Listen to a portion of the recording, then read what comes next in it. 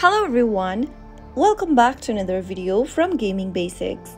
In today's video, I'm going to show you how to change your password for Candy Crush Soda Saga. If you want to change your password for Candy Crush Soda Saga, then first make sure that you are logged into your account using the King account. Once you have logged in, tap on the gear button at the bottom left. Now tap on the profile icon. From the options displayed on the screen, you'll be able to see change your password option. Tap on it and then on the next field, type in your correct password in the text box. If you don't remember your password, tap on forgot your password. After filling in the password, tap submit and on the next page, you'll get to enter the new password. Type in the new password in the first text box. On the next field, retype in the new password once again. Finally, tap on change password and you have successfully changed your password for Candy Crush Soda Saga. Pretty simple, isn't it? If you found the video to be helpful, go ahead and give us a thumbs up. Don't forget to subscribe to the channel and hit the bell icon so that